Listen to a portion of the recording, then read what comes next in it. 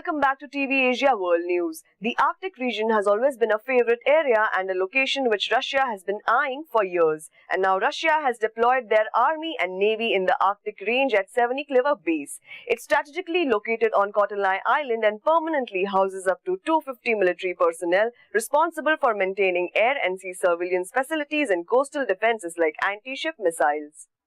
Russia, to reaffirm its presence in the Arctic, has revamped the military Arctic outpost of Severnaya Kliva along the Arctic shipping route. Missile launchers ply icy roads and air defense systems point menacingly into the sky at this Arctic military outpost, a key vantage point for Russia to project its power over the resource-rich polar region. We are here to perform combat duty. The anti-ship missiles Bastion complex has proven itself during the exercises of September 2017. All the targets have been hit. The exercises can be given an excellent mark.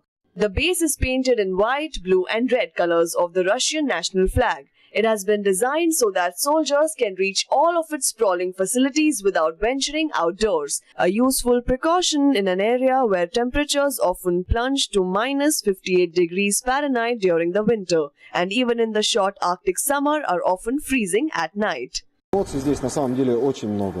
There are lots of emotions here provoked not only by animals and nature, but also by the job itself in this area. Only few people do their job in such conditions. I am proud that I am here with my unit, doing my duty and protecting my motherland.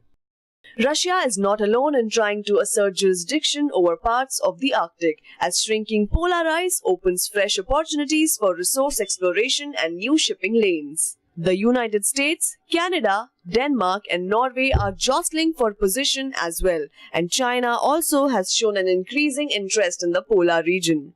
Russia, however, has made reaffirming its presence in the Arctic a top goal, not the least because the region is believed to hold up to 1/4 of the Earth's undiscovered oil and gas. Russian President Vladimir Putin has cited estimates that put the value of Arctic mineral riches at $30 trillion. French President Emmanuel Macron has appointed a panel of experts to investigate France's actions during the Rwandan genocide, which took place 25 years ago. Macron has also met representatives of a group of survivors in Paris. France and Rwanda have had strained relationships since the genocide in 1994, and President Emmanuel's initiative might just be the right step to sort out the relations between both the countries.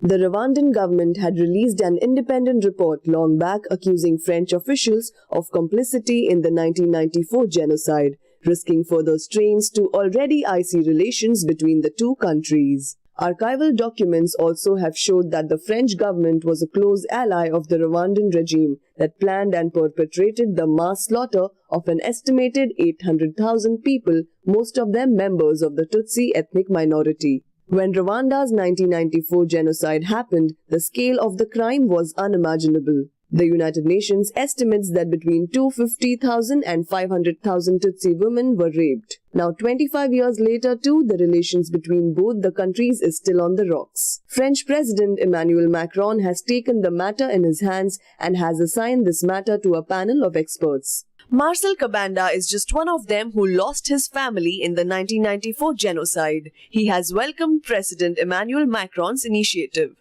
It's important for people in France and Rwanda, for survivors and humanity to know what happened. It's a step in the right direction, because the narrative is no longer that there is nothing to say, but there sure are things that needs to be said. Recently, Macron also met representatives of a group of survivors in Paris. The current Rwandan president, Paul Kagame, has never appreciated the French politicians, but last year he had gladly welcomed President Emmanuel Macron's initiative. But still, it doesn't seem that everyone is convinced all will end well. My take is that there will be history written from an exclusively French point of view.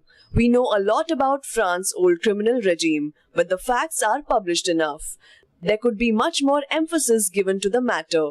It could be seen as an act of courage if we could probably face one of the darkest chapters in France's history.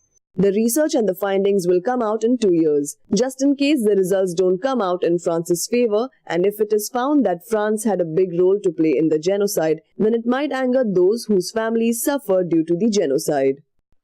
Well, that's all from TV Asia World News Bulletin that brings you all news that matter to you and keeps you abreast with all the happenings around the world, focusing on NRIs. We will see you tomorrow. Till then, take care and good night.